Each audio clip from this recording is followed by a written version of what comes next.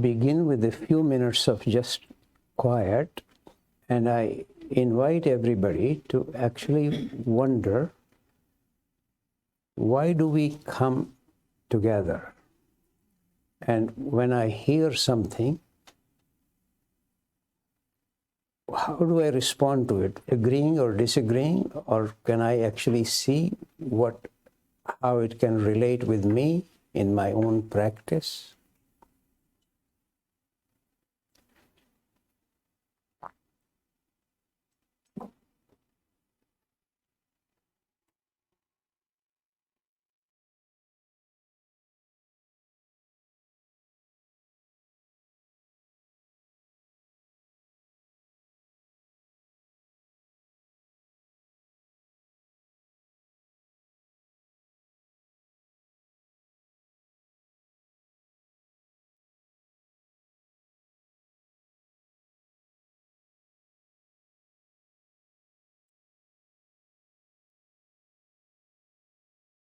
Throughout human history, everywhere,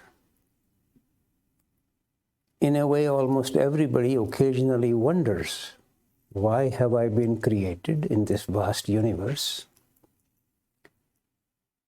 And realizing that whatever I now, in my case, call Ravi, and similarly for each one of us, this Ravi is not going to be alive for a very long time. So these questions have always been raised by people, almost by everybody, occasionally. But then some people in every culture stay with these kind of questions very strongly and ardently, and a few among them come to some very clear understanding, which thoroughly transforms them. There is a radiation of truth emerging from them. And it is so striking to people that they can hardly believe that they are ordinary human beings. So it is almost inevitable that somebody would say, well, he must be half God, half man, or he must be the Son of God, or he must be the reincarnation of God. It is inevitable because they just are not like ordinary human beings in their behavior, in their attitude, even the way they walk, the way they sit, is quite striking. But then the tragedy is that sooner or later, the teachings of these great sages get fixated in some belief-oriented organization, and as if this is the only avenue to truth, and there is no other way to get to God or anything else like this. Therefore, I was particularly struck by a remark of a 17th century great haiku writer. His name is Matsuo Basho, and he makes this very interesting remark, at least for me anyway. Seek not to follow in the footsteps of the wise ones of old. Seek what they sought. Because what was relevant for somebody to wear at a certain place, or to eat at a certain place, or to behave in a certain way may not be quite the same a century later or a millennium later. And I actually give this was told to me by Radha Barnier, our previous president of the Theosophical Society, that on one occasion the Dalai Lama was visiting the TS headquarters at Olcott. So somebody asked him, what would you like for breakfast? He says, maybe bacon and eggs. This, as you know, in the TS quarters would be very surprising and shocking. They were all completely surprised by him saying that. But just imagine, he's been just more or less recently had come from Tibet. Where would he find some fresh vegetables to eat? So I remind this simply that this remark of Basho is worth considering, not to try to follow in the footsteps of the wise of old, but to seek what they sought. But what is it that they sought? I actually had mentioned this yesterday quickly also, and today I will more focus on this. What all great teachers have said in one form or the other is to seek our oneness with the one, with the highest reality, to come back to the very source which has created the entire universe. And there, of course, since each one of us grows up in one particular culture or the other, it's inevitable that we are very deeply influenced by our social background. Even the language, or in fact, there is more and more research now being done. If I grow up listening to European music rather than Chinese music, that it even changes the DNA of my internal system.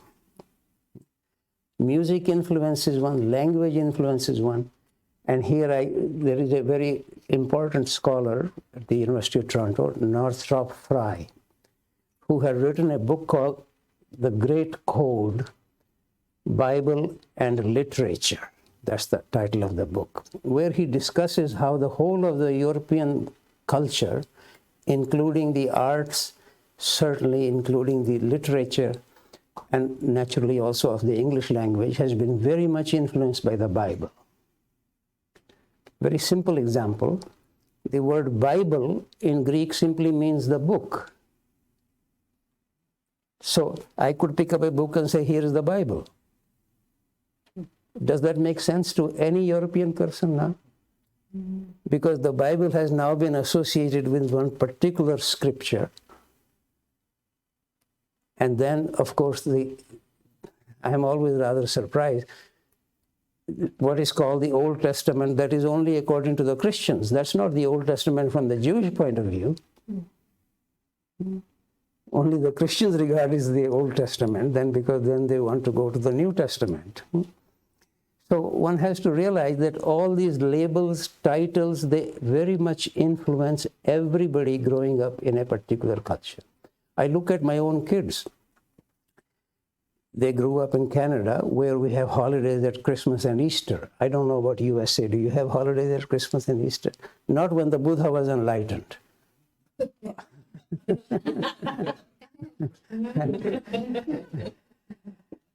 So, therefore, my own kids even, they're hardly growing up in a Christian family, but they can recite all the hymns at Christmas time. They go around with everybody else because they have heard them right from childhood onwards. And every school has, especially at the time of Christmas, they will have some kind of ceremonies. They'll have a little kid lying on the floor, the way that Christ is born. Why not? In a way, this is not something that I'm saying that is a wrong thing to do. But all I'm trying to point out that each one of us, whether we like it or not, or whether we know it or not, is very deeply influenced by a whole cultural background. And the reason for emphasizing this, because to become one with the one requires a radical transformation of the whole of my being. And then to realize that whatever I now am is the end product of my entire, if you accept the idea of reincarnation, my previous incarnations, as well as my whole cultural background, my family background, everything else. To be free of all these forces is not so easy, which is the reason why one has to realize that to speak about a radical transformation of oneself is easier said than done. It's a very large project. And personally, from my own, not only thinking, but really even from my experience, a great help can actually arrive from if one becomes a little bit more familiar with more than one teaching or more than one tradition. Otherwise, the moment a teaching is organized, understandably, for example, naturally, any Gurdjieff organizations are going to promote Gurdjieff's teaching. Similarly, Krishnamurti organizations are not telling you to read the Zen books or to read the books of Gurdjieff. They're obviously promoting Krishnamurti books, which is all understandable. That is almost the very label or the very nature of having an organization. But the net result is that I am actually highly promoting to you, because in my own experience, if you become a little bit aware of more than one serious teaching, or if you like to look at it slightly externally, more than one religion, a comparative study, it can be enormous help, because it can little bit free us from attachment to the expression of truth, realizing that expression of truth is not the truth. Truth is something when it is lived by someone. For example, I remember, this was about 5 or 6 years ago in New York, at the Christmas time, in the Times Square there is a large crowd. One character who was obviously drunk comes running to me saying, "I'm the Son of God. The Father and I are one." Now, this is an expression of Christ. And if that expression is true, is this kid true or not kid? He was a drunk man. Is he Son of God? So one needs to realize that to free oneself from expression of truth, it is helpful to have more than one expression of great truth. I give a very simple example again. For example, Christ actually makes this remark, "The Father and I are one." Personally, I grew up in India. I have never heard anybody in India refer to God as Father. Sometimes they would refer to as Mother, but not as Father. It's quite interesting. Now, in India, the great sage, for example, Yajnavalkya said, "Aham Brahmasmi," I am Brahma. Now, are they saying the same thing, or are they talking about different things? I, of course, don't know whether they are really referring to the same thing or not, because that would require, as a reasonable scientist, I would have to verify that both of them are actually referring to the same reality. But we have had only one that I have read about or heard about, very great sage, Ramakrishna, in India at the end of the 19th century, who actually intentionally undertook. India at that time, or even now really, there are basically the other religions other than the Hindu religion was Christianity and Islam. So he undertook their practices separately and actually came to the conclusion that they are really reaching the same pinnacle. Now, I personally feel inclined towards that, but I cannot tell you this from my experience, that Christ's remark, "The Father and I are one," is exactly the same or similar as the remark of Yajnavalkya, that "I am Brahma." So there is no need sort of imagining that any of us can just agree. However, different expressions, even purely intellectually, then call us to wonder, maybe they are really referring to something much subtler than I know personally, connect with. And just because the different languages are being used, different expressions are used. And I often remind people of the obvious fact, Christ is speaking to people coming from the Jewish background. First of all, I need to remind all my Christian friends, Christ was a Jew, and all his apostles were Jews. They sometimes forget this because of political warfare later on. And so he's speaking to the Jewish people in Aramaic and occasionally in parts of Hebrew. The Buddha is speaking to people of Hindu background and in Pali, which is a version of Sanskrit. So the languages are different. And they're speaking to people with different backgrounds. So this itself changes the way they understand the nature of the higher reality, unless they, of course, experience this directly themselves. So I'm really simply making the point that it is a very obvious fact. In fact, almost everything I say is obvious. I keep saying this occasionally, but it still needs to be said. No, but I mean, who could disagree with anything I've said so far? That we are culturally so much influenced by every language, music, everything else. I mean, especially, for example, in Europe, most of you are familiar, European, course, North America is naturally influenced by European culture. Until the end of the 19th century, practically all artwork is very much religiously oriented. It shifted at the end of the 19th century quite radically, but so the cathedrals, the sculptures, the painting, they're all religiously oriented. So to imagine that one won't be influenced by this, then one is either not cultured, or one is staying completely out of this, or one is not educated. But what does education mean?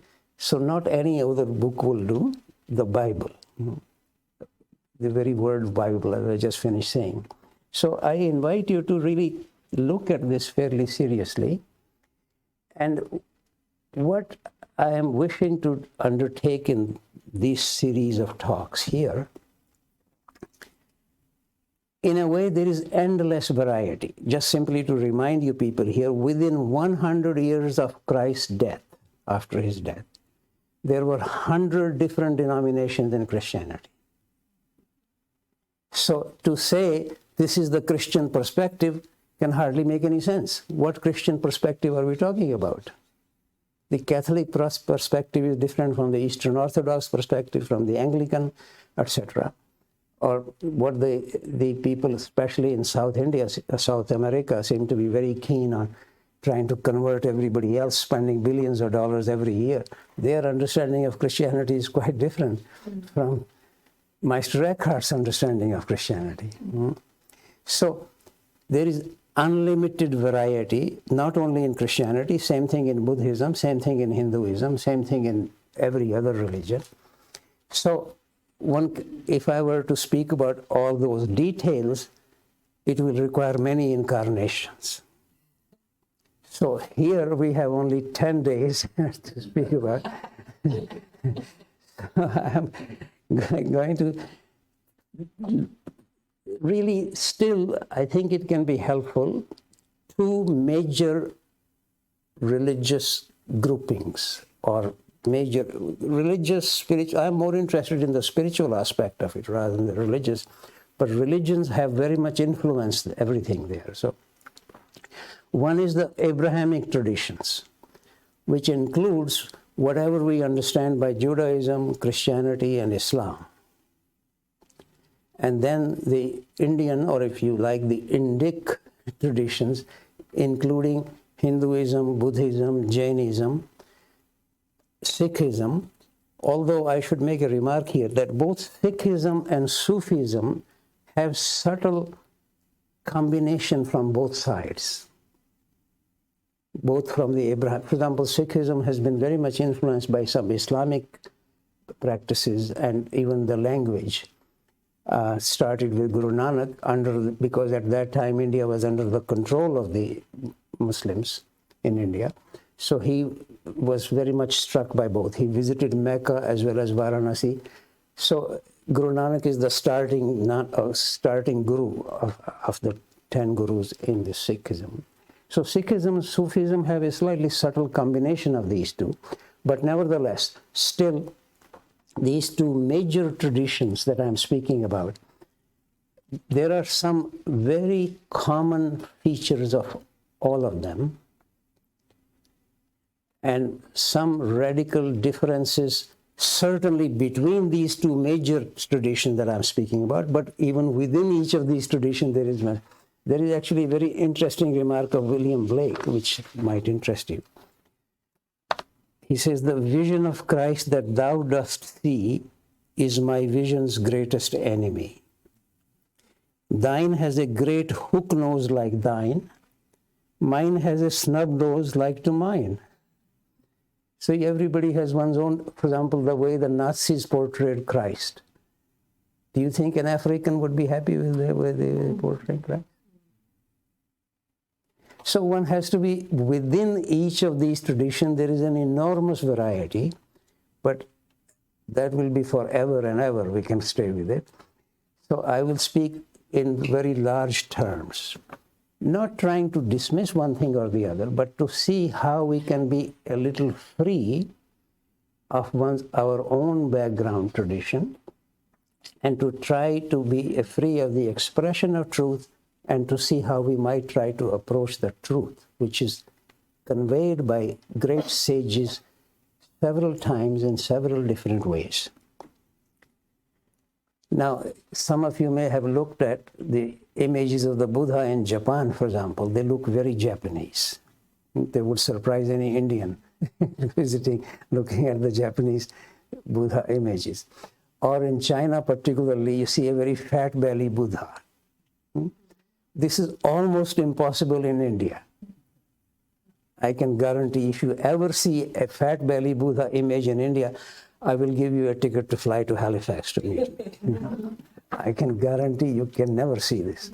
Just because there was so much emphasis placed on ascetic practices undertaken by the Buddha. In fact, many of the portraits of the Buddha, you can practically see his backbones from the front. He was so emaciated. So one has to be very careful looking at the images of the great sages, the way Christ gets portrayed, or the Buddha gets portrayed, or Krishna gets portrayed. It really depends on who is doing the portraying and for what purpose, what is being emphasized. Now, let me therefore at present emphasize really more. One other general remark I should make here.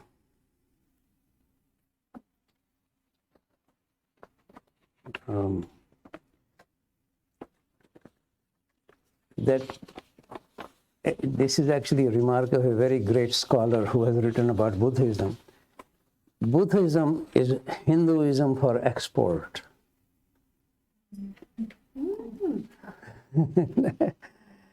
The reason for that is, maybe if you don't mind, I take a few minutes to.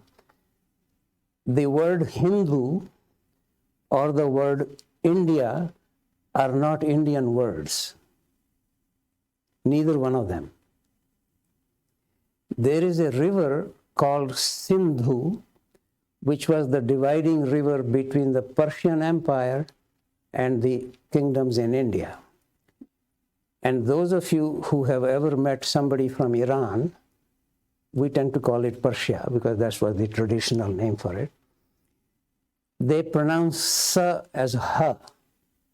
So they pronounce the river Sindhu as Hindu. And the other side is Hindustan, the land of the Hindus on the other side. And then when this word is written in Greek, H is written, but it is not pronounced. So it is pronounced as Indus. So we have so-called Indus River, which is really referring to the river Sindhu. So it's from this Indus River or Indus River we get the word India. So the word India or the word Hindu are not of Indian origin. And then it is almost impossible to say, what is a Hindu? Or what is Hinduism? For example, if you wish to understand what is a Christian point of view, you might say, okay, ultimately what the Pope says is the Christian point of view. Or if what is the Buddhist point of view, maybe we'll ask the Dalai Lama. Who would you ask if you want to ask the Hindu point of view? No, I ask you this because this is not just trying to be fancy about it. The fact is, Hinduism is the least organized religion. And therefore, more freedom to search. Because more organized the religion, more you have to believe in this and this and this. And then, this might engage you all, in 1881, when the British were ruling India, quite understandably from their point of view, they wanted to have religions against each other. So they took the first official census was taken in 1881 by the British in India. And they wanted people to declare what their religion is. So you needed to declare whether you are a Hindu or a Christian or a Muslim. So then they had to decide what is a Hindu. This is the definition given by the British in 1871, and it is still in the Constitution of India. And my Indian friends don't know this often, but it is the definition. A Hindu is an Indian who is not a Christian or a Muslim.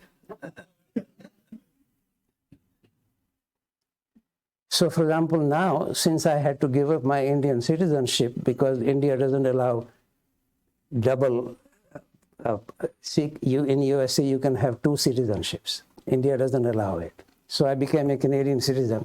So by the Constitution of India, I'm no longer a Hindu because I'm no longer an Indian. One needs to actually understand this is still in the Constitution of India. A Hindu is an Indian who is not a Christian nor a Muslim. And recently, when I say recently, you see, recent can mean several decades for some people, or it can mean a few days. But actually, in this case, hardly a decade ago, both the groups of Jains in India and the Sikhs in India have been trying to declare themselves as separate from the Hindus. Because in the Constitution of India, they're all Hindus. So one needs to understand how the history has very much affected all of these things. But that was not the main thing I wanted to go into, but basically to say that these two major traditions have many, many common factors. And today and maybe even tomorrow, I'll be mostly focusing on the common factors. Then I will speak about some very radical differences in these. I'm speaking about the main traditions now, Abrahamic tradition and the Indian tradition.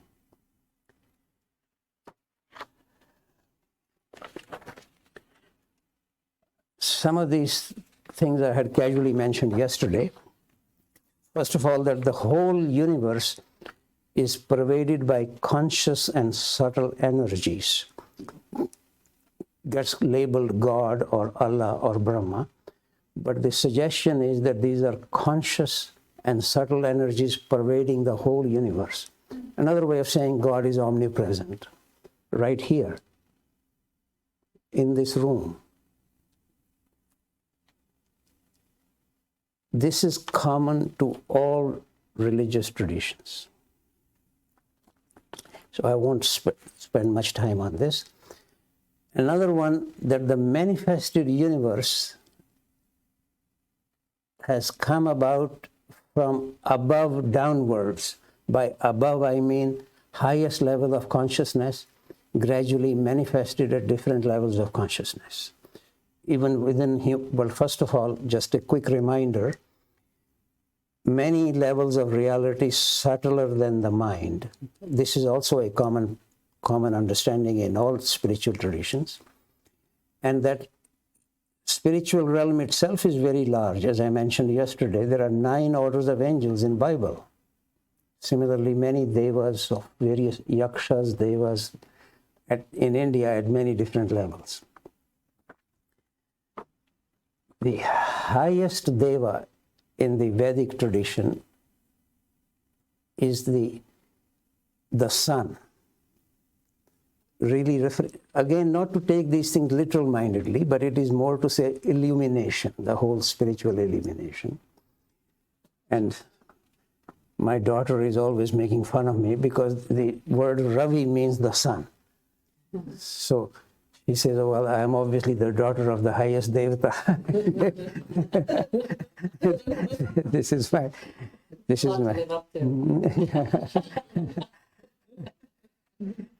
So one has to be very, in India, actually all the, for example, Guru's name means something, Ananya's name means something, Asha's name, all of these names mean something. They mean, actually, even in the Western world, that is true.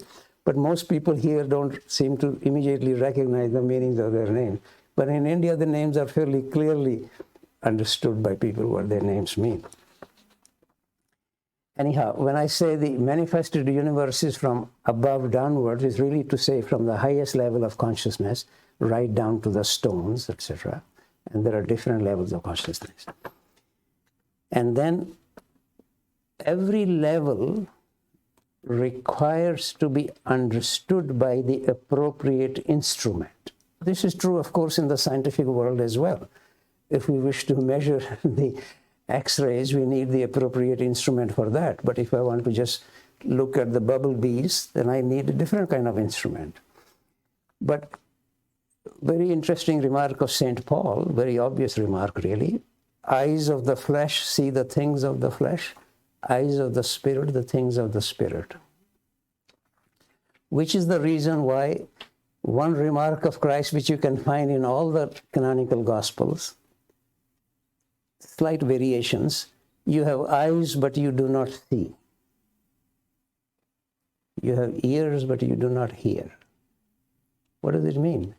He's clearly, by implication, speaking about that the kind of seeing that is requires different kind of eyes. Or as St. Paul would say, eyes of the Spirit. And this is a very strong suggestion again and again. And then also the suggestion that the very common feature, this I quickly mentioned yesterday, that the very purpose of anything manifested universe is to serve the Creator. Patanjali explicitly says the whole Prakriti, which is to say the manifested universe, the whole nature, is in the service of Purusha, of God. And then at the individual level, the element of the spirit that has taken on my body, I quickly mentioned this yesterday. For example, in the book of Genesis, God created human beings from the earth, then he breathed his own breath into them to make them alive. So as long as you are alive or I am alive, it's the breath of God that is keeping us alive. Similarly, Krishna in the Bhagavad Gita says something very similar in slightly different terminology, so I don't need to repeat that. But then the suggestion is that this element of the spirit at whatever level it is, and it is obviously at different levels in different creatures or even within human beings, the level of consciousness guaranteedly in John of the Cross was different than in me.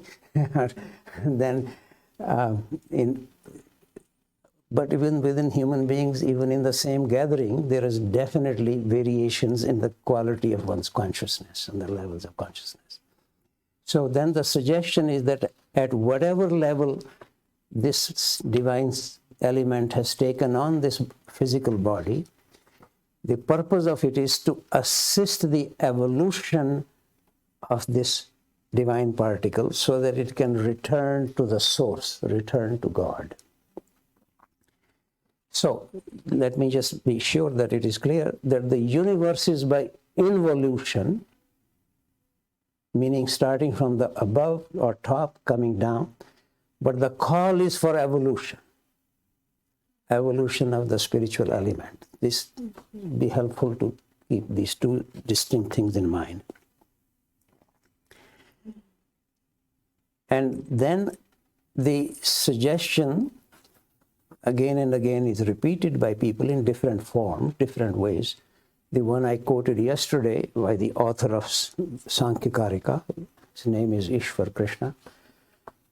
Spirit without the body is lame, body without the spirit is blind. But here maybe I read the same thing in a slightly modernistic language. This is a remark of my own teacher, Jean de Salmen. There is an energy which is trying to evolve. That is why it comes into a body.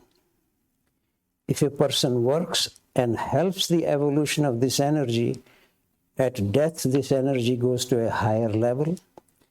If one does not work, the energy returns to its own level, but the human life is wasted.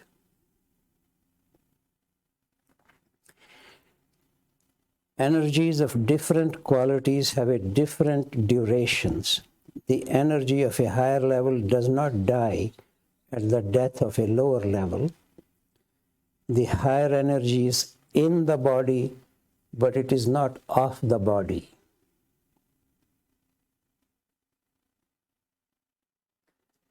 The spiritual element is in the body, but it is not of the body. This spiritual element gets called, officially it should really be called soul, but it occasionally gets called spirit, especially since the 16th century because of Descartes mixing these things up. In his book called The Method, he actually equates spirit with soul with the mind, and then concludes that none of the animals have any mind or any soul. And in fact, tragically, in North America, the French and the English Jesuits concluded that the natives here don't have a soul because they don't have a sense of possession. And therefore, they are just like animals. They can be killed. Don't take my word for it. You're welcome to look historically.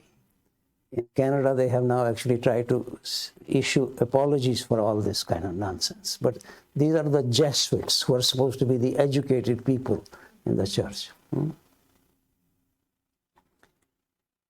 So, but this largely began, actually it began a few hundred years earlier than Descartes with one of the cardinals, but mostly developed by Descartes in the 16th, 17th century. So therefore, after that, soul and spirit get mixed up. But I tried to mention this quickly yesterday. In the New Testament, there are two different words for this.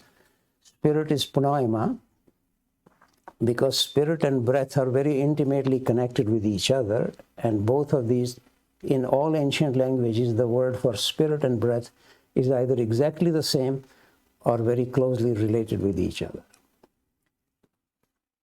And because it's the breath of God or the spiritual element that is keeping us alive. So in a way, it comes from a sense of reality. But soul is personal, spirit is transpersonal. And the idea behind this is that whatever this soul is that has taken on my body, that needs to evolve so that it can actually ultimately come to the level of the spirit or to the source. Spirit is the same as God, related with this. And therefore, very strong suggestion that the whole purpose of the body is to undertake the appropriate actions, because without the body, the soul is lame. But without the presence of the spiritual element, the body is blind, doesn't have the appropriate insight.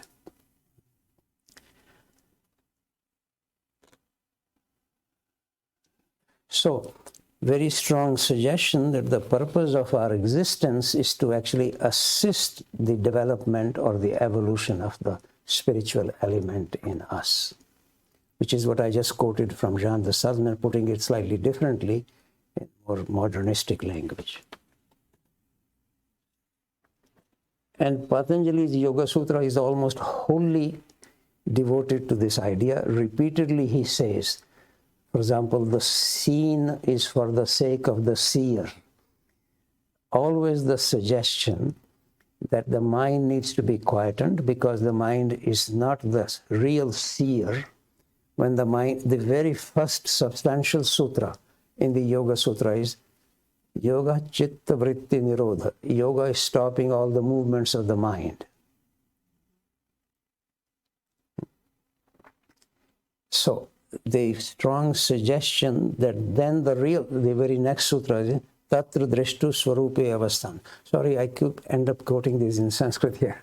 Then the real seer can be in his own true form, can see through the mind. So, not to be against the mind can be trained, disciplined to become the right instrument so that the spirit can see through it. I quickly mentioned this yesterday. Telescope is not the real seer. Scientist sees through the telescope. He's the seer. But then we can have a good telescope or a bad telescope. So that we have a good mind or a bad mind. And the recommendation Patanjali's the whole Yoga Sutra is devoted to this. How to cultivate cleansing of the mind so that it can become like a clear diamond. That is his own expression. And then very strong suggestion that the kind of knowing that is indicated is really essentially almost a knowing by love rather than by separation. Strong suggestion that the seer and the seen have to be closer and closer to each other. In fact, I know, for example, Krishnamurti so often spoke about the observer is the same as the observed. Actually, Patanjali emphasizes three things together, not two. Observer, observed, and the observing. The whole faculty of observing. All three of them are together, which is called, there is a particular Sanskrit word he uses for this.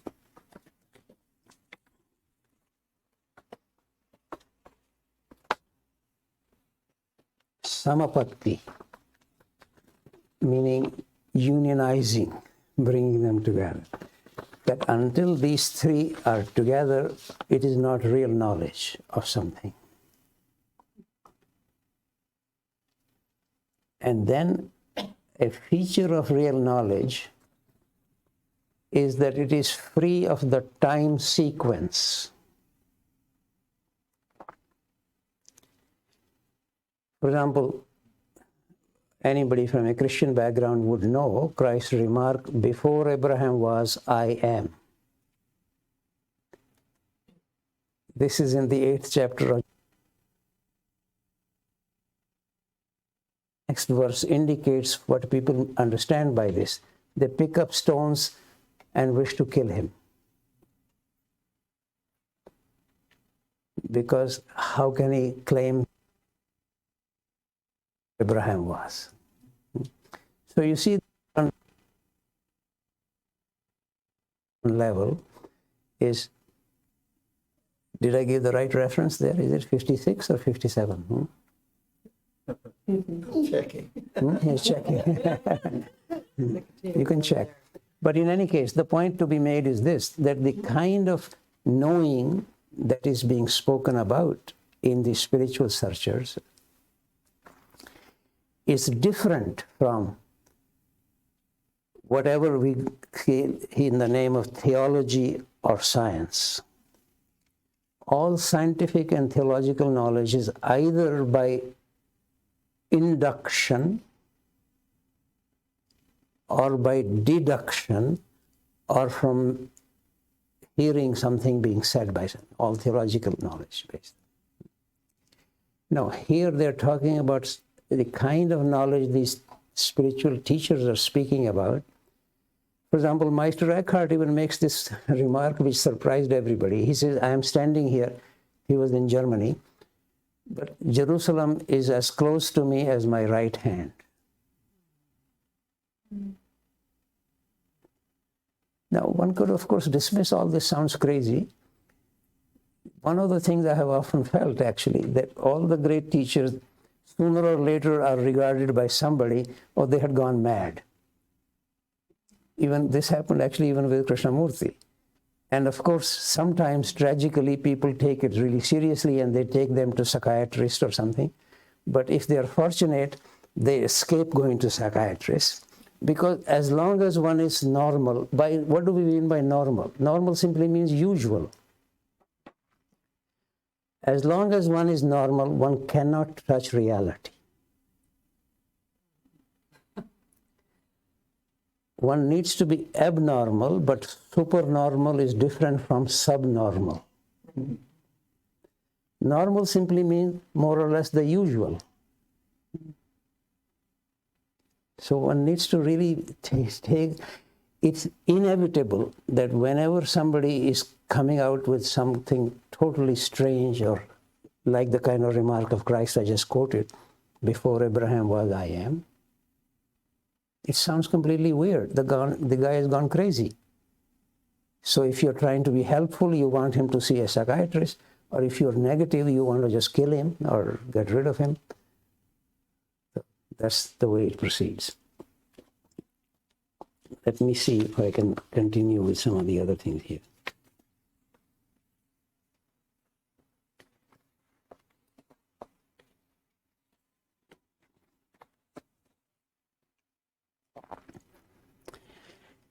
Then, of course,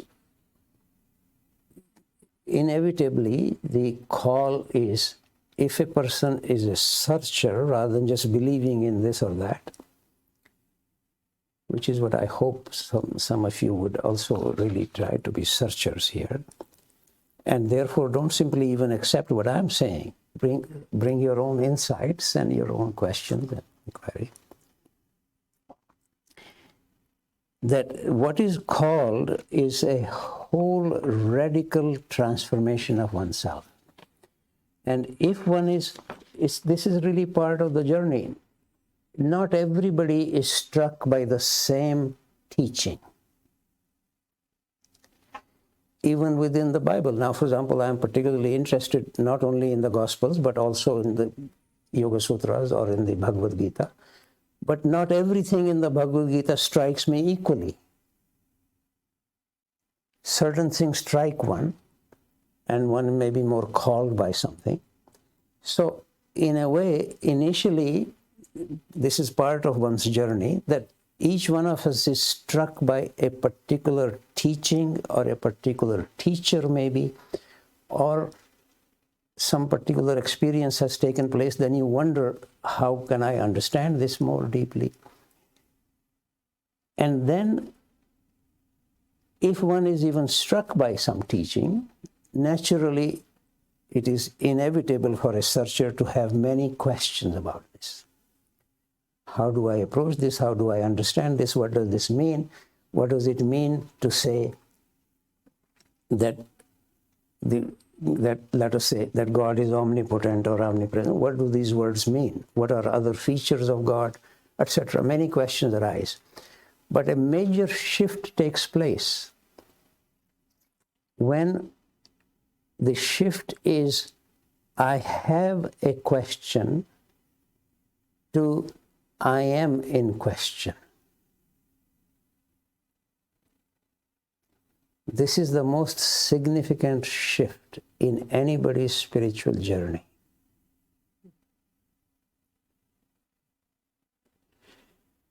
Because one then begins to see, begins to understand.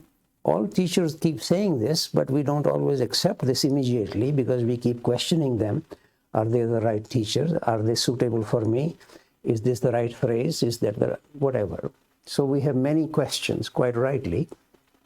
But sooner or later, this is the most significant shift that takes place. That, sure, I have this question, I have that question. One doesn't feel against these questions, but I am in question. Who is this character? Why has he been created? How do I actually find this out? Because the teachers are saying something, is that the right way for me to approach this? Do I need to be undertaking meditation? Is that what they're recommending? Or should I be dancing all the time? I should be just listening to music, or whatever is being recommended. So every teaching has different emphasis.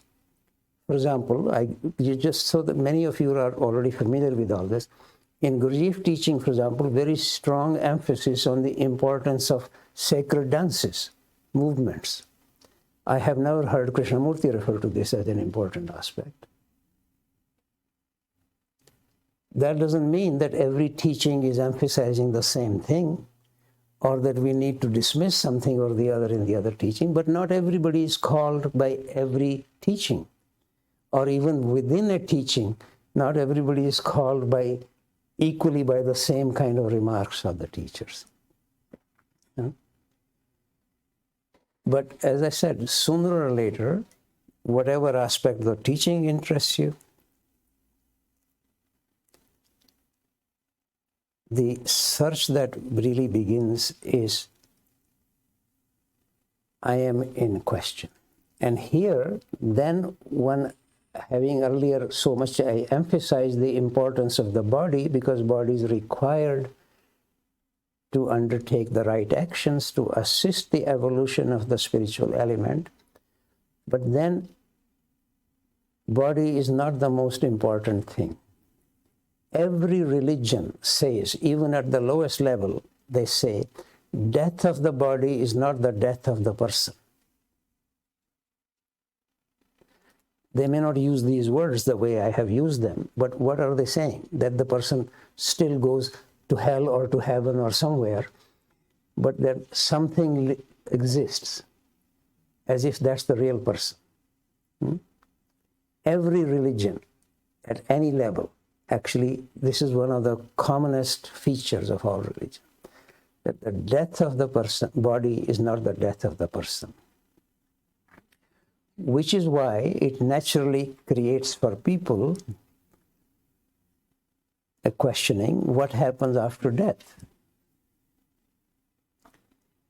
And if the suggestion is, which was much emphasized particularly in Roman Catholicism at one stage, that you are going to be judged immediately and you're going to be permanently in hell or in heaven forever and ever.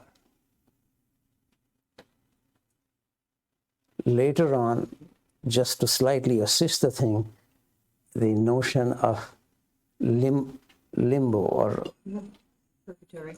purgatory was entered, that one could repent for one's sin.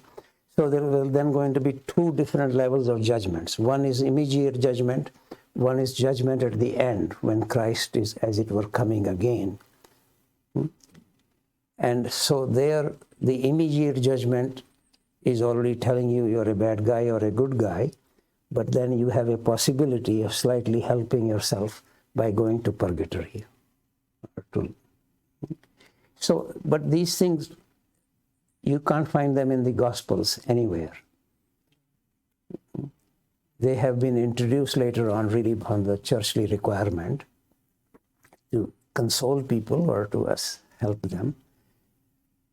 Now, in the Indian tradition in general, we'll come to some of these differences more and more detailed later. The notion is, and the Bhagavad Gita is more or less the locus classicus for this idea of reincarnation. That everybody, in fact, this is a remark of Krishna from the Bhagavad Gita, everybody who is born will die, and everybody who dies will be born again. The first part is obvious. Second part is not so obvious, at least not to me. But that's nevertheless the remark of Krishna in the Bhagavad Gita. And this is absolutely standard idea in the whole of the Hindu tradition. In fact, not only Hindu tradition, what I mentioned at the end, for example, Buddhism, Jainism, Sikhism, in all of them, reincarnation is a fundamental idea. And when Buddhism went to China, almost 2,000 years ago,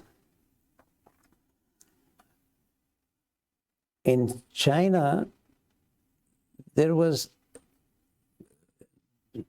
in the general common cultural notion that especially the ancestors, to imagine that my grandfather could be born as my son would seem very strange to them from that perspective of reincarnation.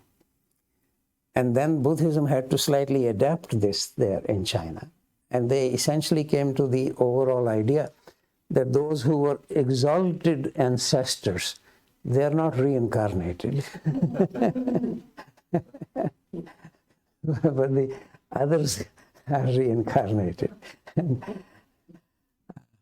But this idea is also partly actually even in the Bhagavad Gita itself, that reincarnation itself is because you still have some karma or some actions which are leading to their actions and reactions. You're not completely free of this. And then the notion of reincarnation, by the way, I should mention here, certainly in the overall Hindu tradition, it is not always an upward movement. But in the Theosophical literature, it became very much only an upward movement. by which I mean that each reincarnation you are at a slightly higher level. No, in the overall Hindu tradition, you could become a mouse in the next incarnation, or a cockroach, or depending on the quality of your actions in this life. So that's the overall notion is much more inclusive, but it became, in the theosophical literature generally, especially if you read Annie Besant, for example. By the way, I highly recommend her book. I think it's called Life After Death, Life After Death, I think. Is that the title, Life After Death? Something like that. Extremely, very important book, actually. And she's speaking as if she's seeing it directly what is taking place, not just theorizing.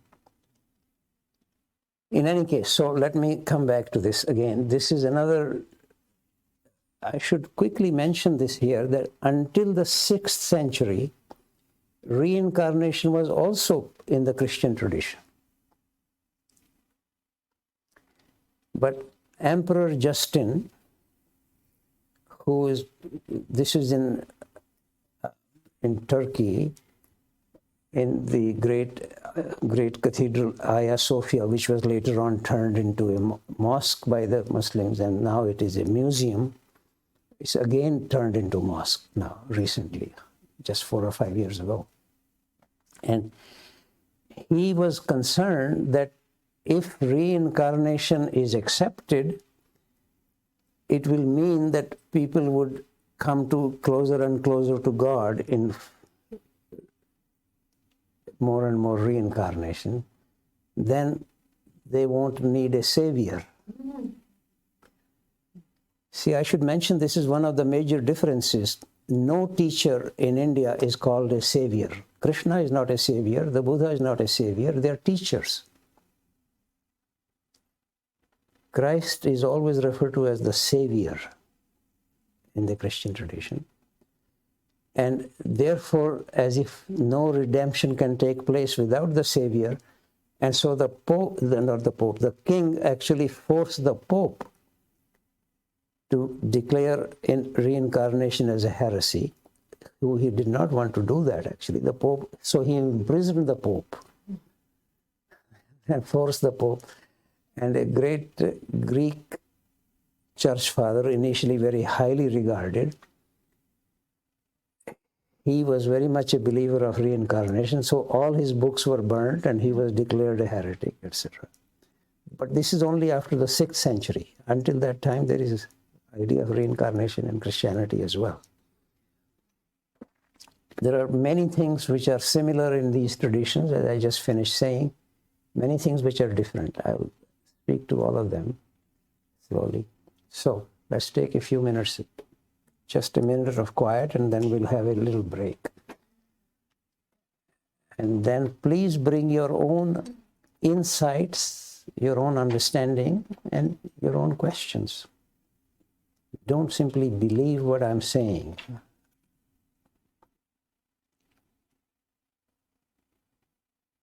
Well, I hope the people here as well as on Zoom will feel free to bring their own insights or something that they feel needs to be emphasized differently than what I did, or less emphasis or more emphasis, either thing. So please bring.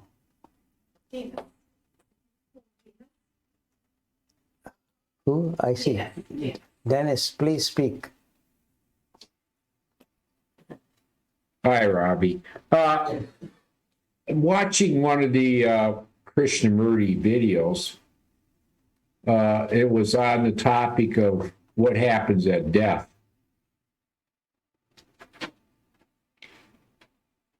Krishnamurti, as I recall, stated that the content of one's consciousness is erased. It's evaporated. There is nothing. And I related that to your previous comments about Madame de Saltzman and the higher energies.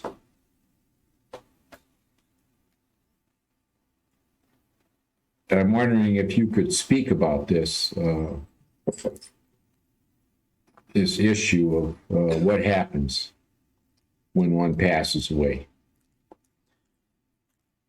In fact, some of you may know that I believe it was in 1985, I had a long, about an hour-long exchange with Krishnamurti, which is in fact on the internet, put by the Krishnamurti Foundation of America, in which the whole exchange was about death and what happens after death. And really, in a summary way, he was very emphatic that to really know something true about what happens after death, one has to die to everything one now knows. And this is a very strong emphasis. Actually, Krishnamurti placed this emphasis very often, how to be free of what I know, so that, in fact, I can know something which is now unknown. So, as far as I know, but we have people here much more familiar with Krishnamurti's teaching. For example, Mark Lee and Asha are here. They can speak to this. My impression is that, as far as I know, he did not try to say clearly what happens after death. But the emphasis was that one can know this only if you die to what you now know about death, or what you think about death now. Mark, do you wish to say something more about it, please? Captured. That's it. Yeah. So, what you are, on the other hand, my impression, I never specifically asked. Actually, on her deathbed with Madame de Salzmann, I did. She actually herself said, this is her last remark that I heard, I see that everybody comes from the same subtle energy. This was on her, she died hardly a day or two later after that. And this was the last remark I heard from her. So, but she was not describing what happens after death. There is much written about it. I mentioned this book by Annie Besant, for example, or the Tibetan Book of the Dead. Much emphasis on various stages the body, or the person, or one should say the spiritual element in the person or the soul goes through.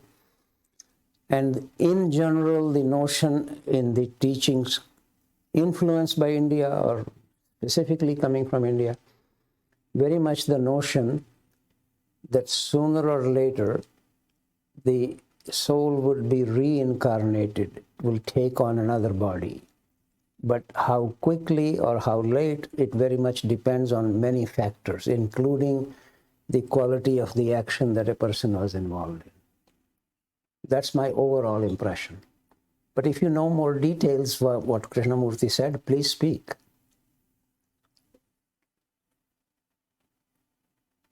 No, I was just taken with the idea that your the content of your consciousness is evaporating. It's erased. So that would only leave the spiritual, but you know. Yeah, but there is also one thing which I did not today especially emphasize, but a very common thing among all the religious teachings, that there is a, if you like, a cross-death causality, that whatever we do in this life will definitely have an impact on the post-mortem life. Exactly what the precise nature of that effect is, or how it will take place, whether reincarnation or not, those things vary, but they all agree that whatever we do in this life will definitely have an effect on our next life. In fact, he said that dying now is more important than the eventual death. That's right, yes. Very strong emphasis placed, actually, by not only by Krishnamurti, but especially in my hearing. This is actually on the, as far as I know, is on the internet. This video is approximately an hour.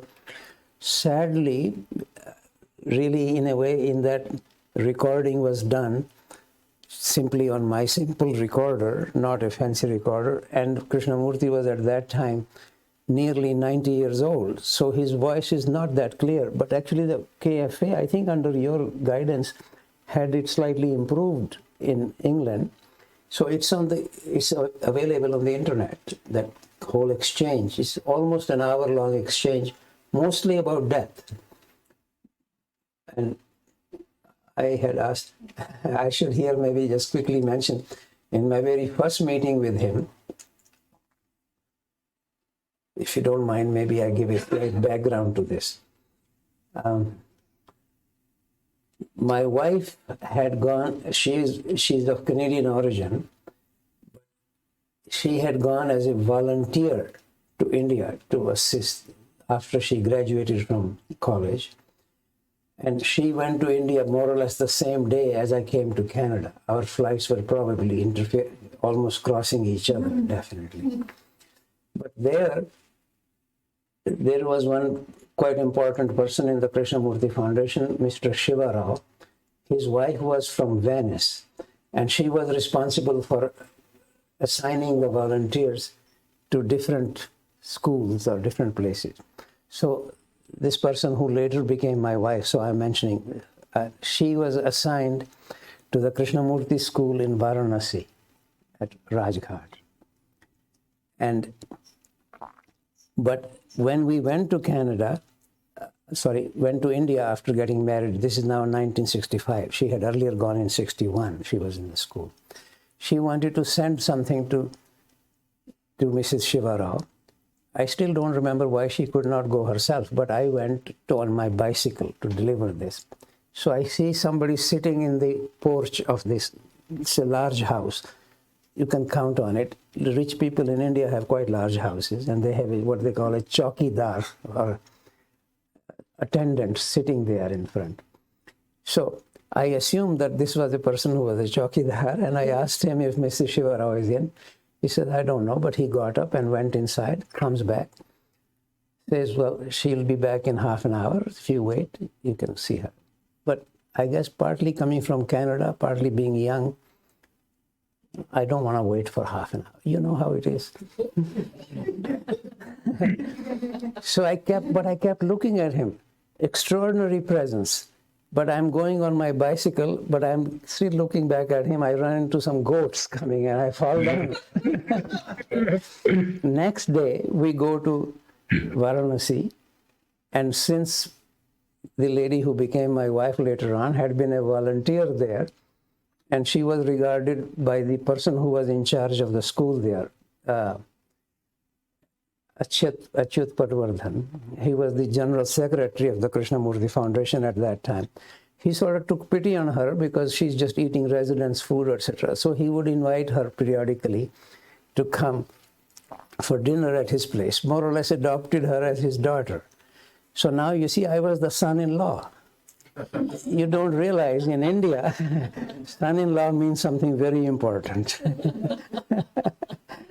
There were several people waiting for their interview or wanting to have an interview with Krishnamurti, but in my case, he just asked me, when would you like to see him? Because, as I said, I was the son-in-law, I say. So I was supposed to meet him at 4 o'clock. But about half an hour before my meeting, I found myself in great turmoil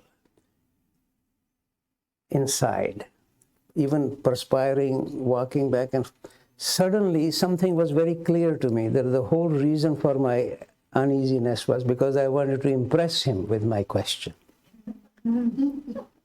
But becoming aware of this completely freed me from this. And then I was absolutely clear that even if I had never met him until then, but that even if he was a combined wisdom of Krishna as well as Christ, that he could not really answer any question of mine. It has to come from deep within me.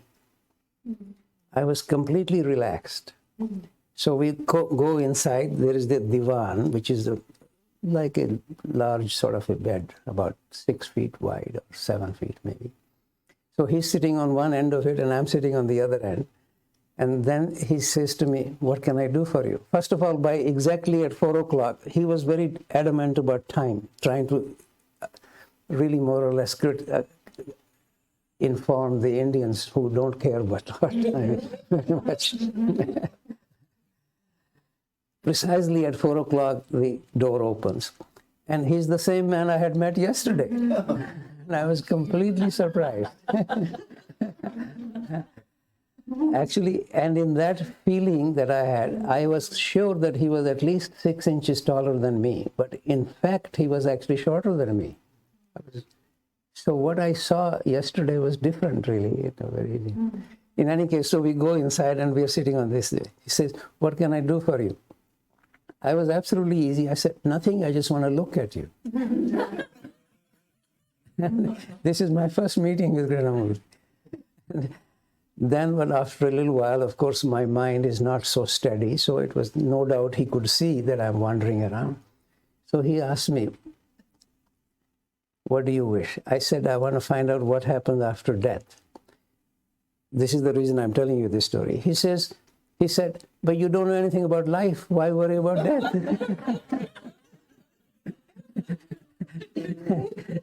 This is my first meeting with Krishnamurti.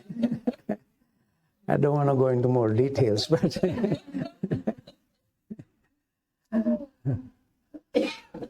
Ravi, would you mind repeating that first quote that you gave us this morning? Seek not.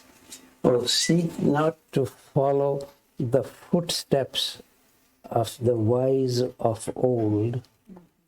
Seek what they sought. This is Basho, 17th century haiku writer in Japan.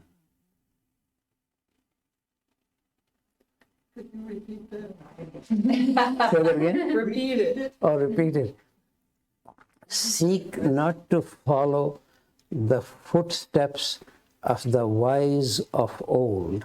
This is, of course, a translation. I mean, he was writing in Japanese. And seek what they sought.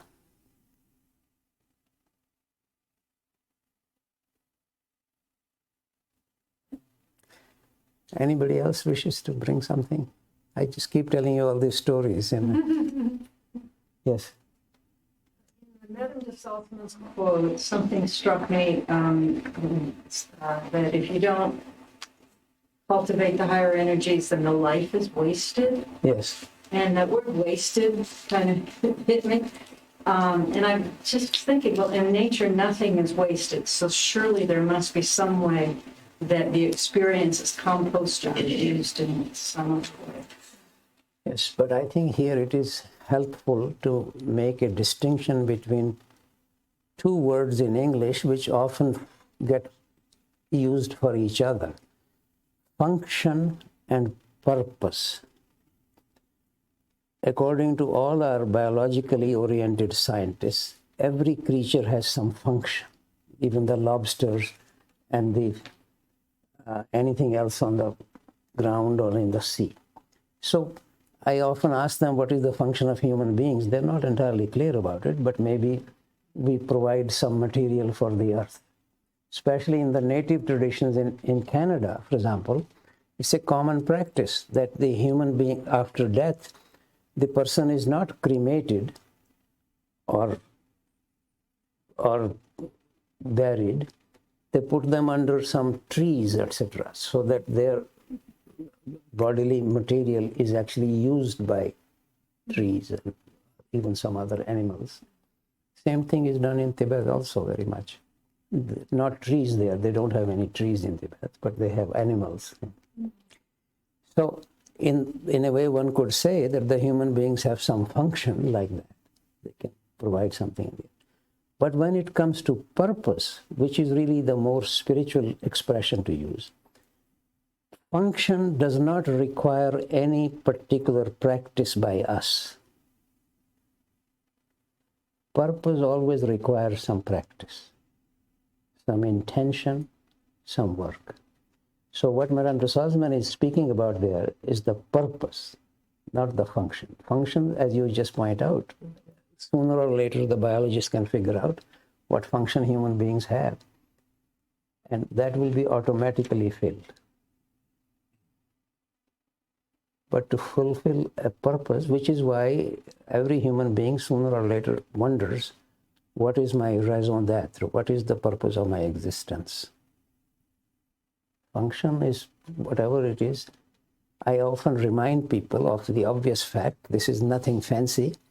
Between today and a year from now, more than 100 million people will die on this planet. They're just like us. Some taller, some shorter, some smarter, some less, but they're more or less like us. So are these 100 million, and more than that will actually be born also during that. So if the human beings have some function, these 100 million are fulfilling it. Some of them probably undertake to fulfill their purpose. So it's useful to keep these two words in mind. Yes, sir. One of the points that you made both yesterday and today is that there's some concern about religion structures being crystallized from the original teaching and not still having the same beautiful beginning. I think particularly of my son, who is very involved back east with the Gurdjieff work. Perhaps listening to G.I. Gurdjieff in the late 40s in Paris is one thing, or Madame de Salzman in the later years. But my son maybe now is in danger of being caught into the structure of the organization. And I wonder if you have some comments on that particularly. Well, you know, every teaching, first of all, there are not many great sages in human history. Obviously, there are some in every culture, as I said earlier, also because it will be almost surprising to me that human beings everywhere don't occasionally wonder why they are here, what is the universe about, etc. But only very few, in fact, come to some real clarity or real understanding. And then sooner or later, whenever they bring any teaching, it is almost inevitable. It's easier sometimes to look at large traditions. For example, you can look at Christianity or Buddhism, could be two good examples. Sooner or later, things get organized and it almost always goes downhill. But occasionally, within the tradition, somebody nevertheless rises. So, for example, within the Buddhist tradition or Christian tradition, great sages have emerged over the last 2,000 years. But in general, there is almost always like a downward trend. Because most of humanity is not interested in fulfilling any purpose or anything like this. As I just said, 100 million people will die. But one has to be honest about this. Whenever I say that at least 99% people are not interested, it also means 99% of the time I am not interested. One has to be absolutely impartially self-reflective. And one would see that it's quite rare for me also to be engaged with some serious spiritual search. That doesn't mean that one needs to therefore dismiss those who are interested in it. So given that, it is inevitable that any teaching sooner or later gets organized and then the organization takes over and that's the only avenue to truth, nothing else can, etc., etc. So it becomes exclusive, again, which is understandable because why would Gurdjieff teaching be emphasizing Zen practice? I mean, because they are set up around Gurdjieff and Gurdjieff's teaching and publishing his books or whatever. And similarly, the Krishnamurti organization, they are not promoting Islam. I mean, there are great sages in Islam, but that's not their concern. So organization is concerned about a particular person or a particular teaching, and therefore it naturally, other people, especially these days, given the amount of technological receptivity, anybody can become aware, at least at a superficial level, of many teachings. Look at them, and then one says, well, how does this correspond to this? And maybe this particular idea is interesting. So my own impression is that, in fact, it is almost inevitable that every teaching will go downhill. But in between, occasionally people rise. For example, I think anybody concerned with the Gurdjieff teaching would agree that Jean de Salman was quite exceptional. But Gurdjieff had many other pupils. We don't usually hear about them. Similarly, I can guarantee Krishnamurti had thousands of people reading him, following him, listening to him. How many have come to his level of whatever he was always calling people to come to? Always insisting that he was not the teacher, except at the end, I am the teacher, he said. We forget the human side of these people. They also have the human side, also the divine side. Thank you. Anybody else wishes to either bring a question or a comment or insight? Bring your own insights.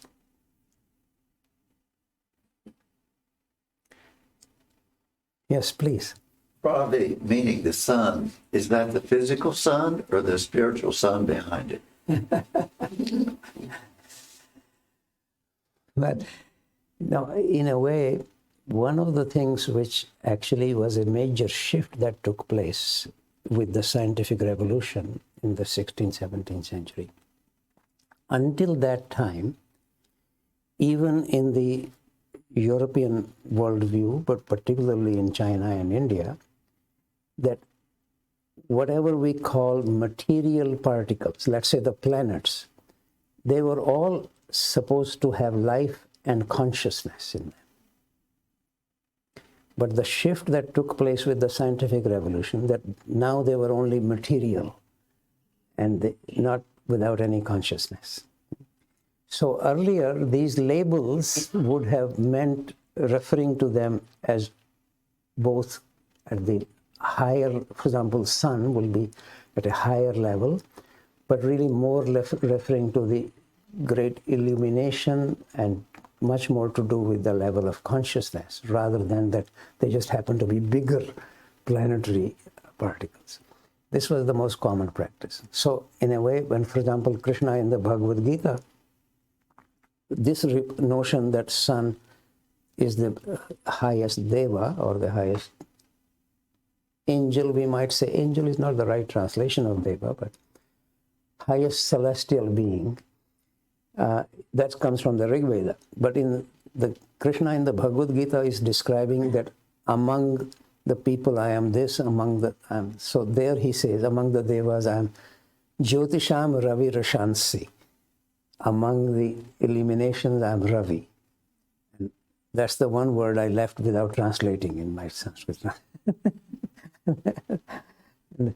But don't take it literal-mindedly. It's really meant to refer to the illumination that is associated with the sun. But there are at least a dozen other words in Sanskrit for the sun. That's only one. Surya, for example, is a very common word. Friend Asha here or Ananya would know. Many other words are there for. So Ravi is just one of the words for the sun. There are many other words. Yes, you had a. Well, that just triggered something. The Native Americans, they do the sun dance. Yes. And they stare at the sun when they're doing this dance, and they get illuminated, I would assume. Well, it's difficult for anybody to really dismiss the importance of the sun. And You and I won't survive any length of time without the sun. But it is true that in some cultures there is much more things get emphasized, and festivals arise around them, etc.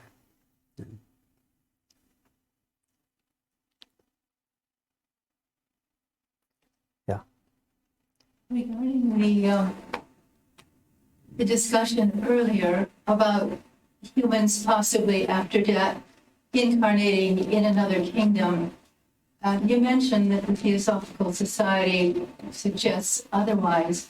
And the idea there, as I understand it, is that once we enter the human kingdom, the human sphere of evolution, there is a quality of the mind that is different than all other beings, those above us as well. We have limits that others that have gone beyond us perhaps don't have, and more freedom, as some of them are not embodied.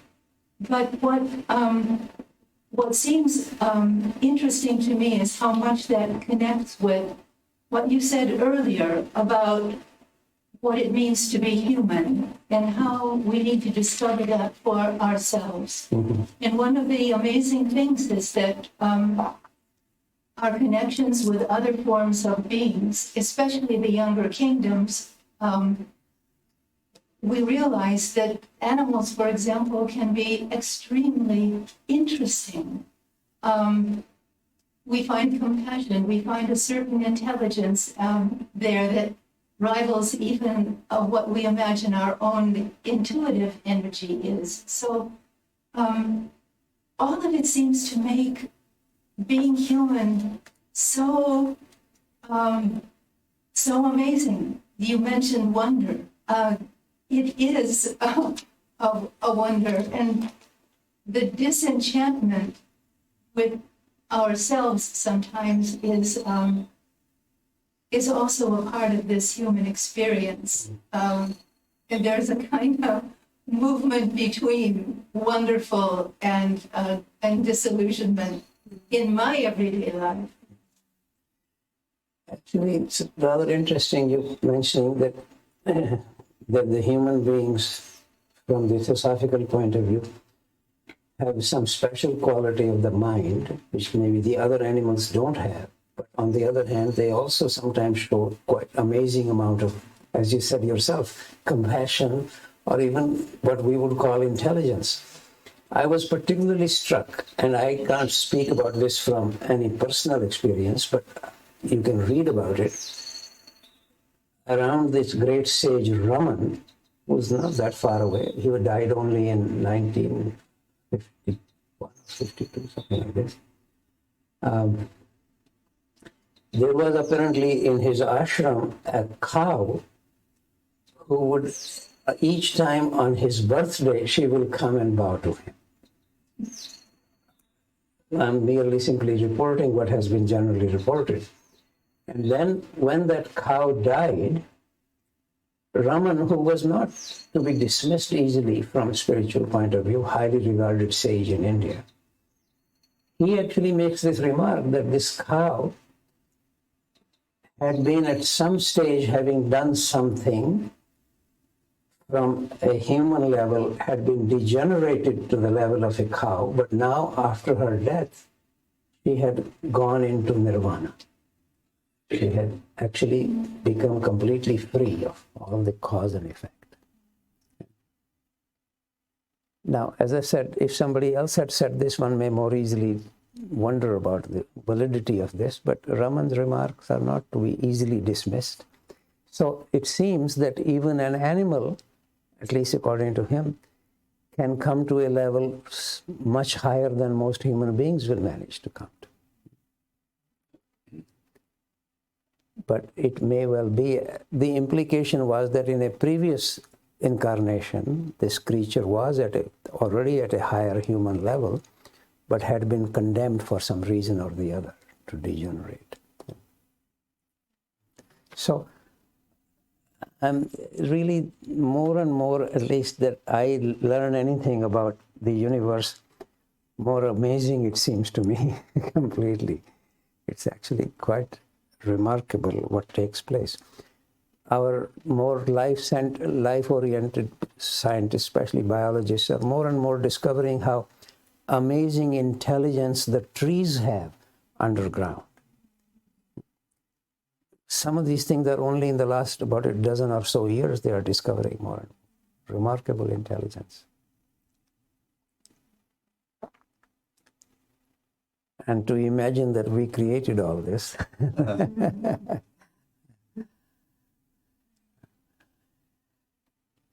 Anybody else wishes to bring a perspective or?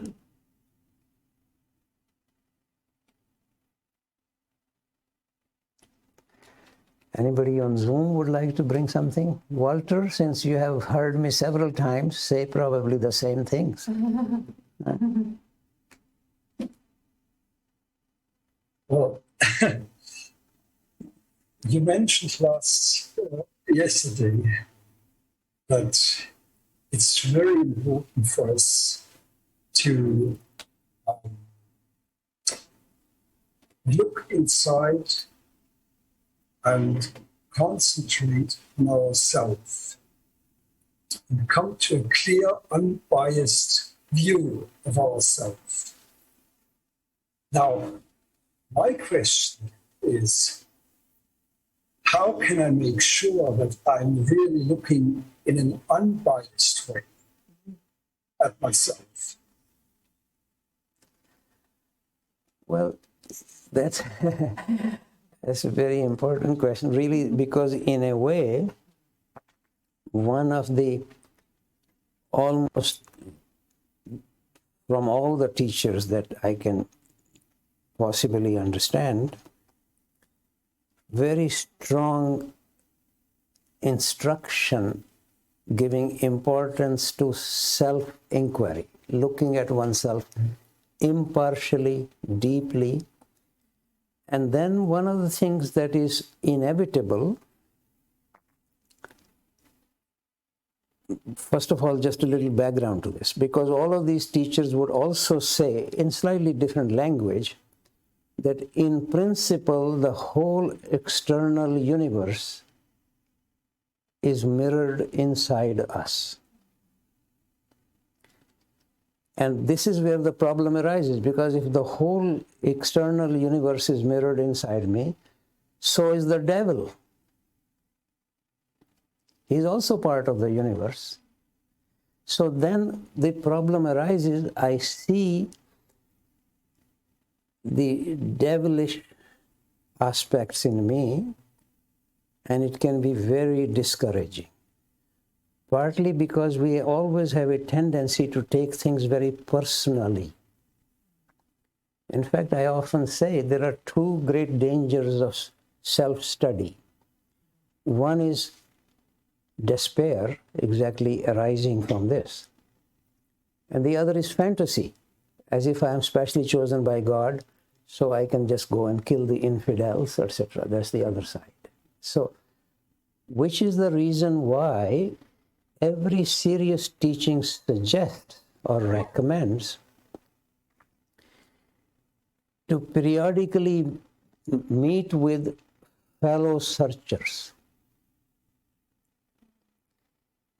Because then one begins to see that what is knowledge about Ravi deeper down is really knowledge of the human situation. It is true for everybody. The devil is in everybody, so is God. Not personally only in me or exclusively in me. So in fact, deep down self-study really is study of the human condition, which can, if one takes it seriously, can also lead to more compassion. One realizes that the others are also trying to do good in their own understanding, but they have the same kind of difficulties as I do. And they have the same kind of obstacles.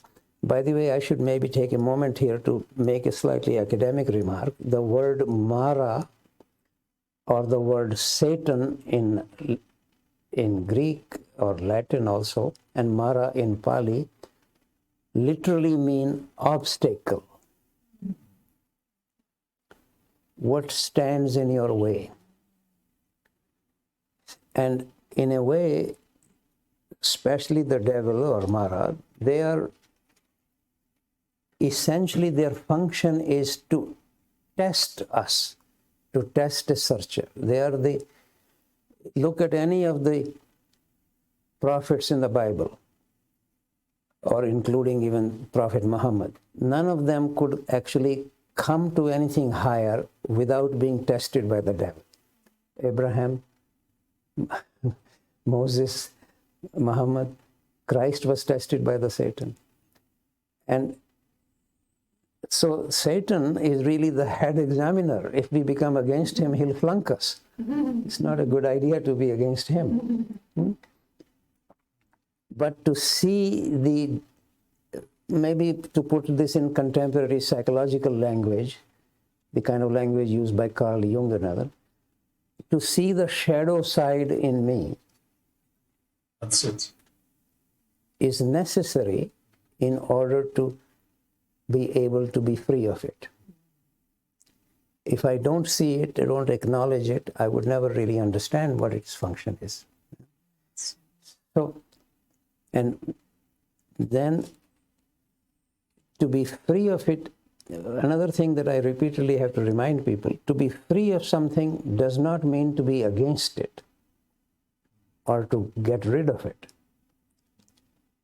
To be free of something means, in practice, to find its appropriate place so that it is not dominating my life, it is not controlling my life. Maybe here, if you don't mind, I tell you a specific conversation. Conversation may not be the right word. On one occasion, I was particularly struck by the amount of vanity that I have. Lot of vanity, even more so earlier than now. Take my word for it. So I asked my teacher, Jean de Salzman, on one occasion, how can I get rid of this vanity? Because it's just a waste of energy and waste of time, and I gain nothing from it. I was completely surprised by her response. She said, if you did not have vanity, what will you do? All our action arises from egotistic desires, wanting to conquer something, even to God, wanting to get to heaven, even to become spiritually oriented, etc.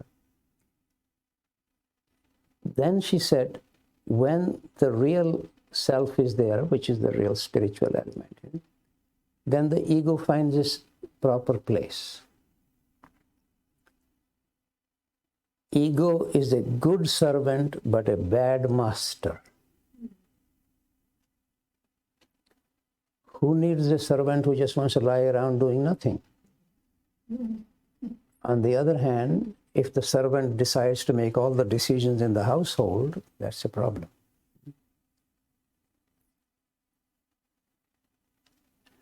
An ancient Chinese remark, when the lion is departed from the mountain, the monkey becomes the king. So if one can be more allow place for the real lion, which is the real spiritual element in one, then the ego doesn't take over. But otherwise, nothing can be done by anybody without their ego energy. So this is why I say, to be free of something does not mean to be against it or to kill it, but to find its proper place.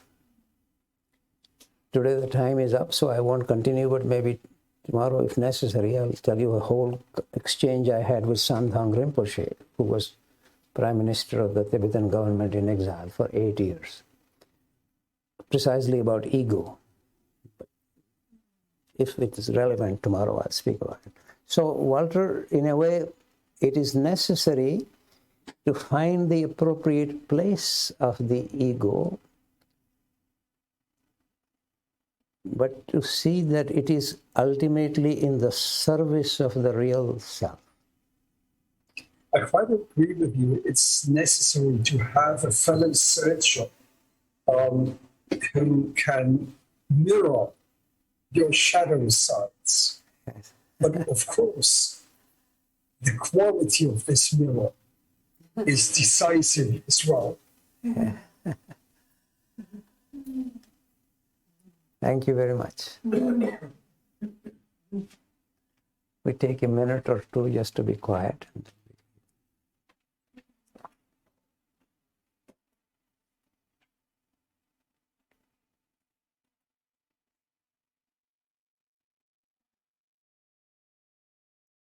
Thank you.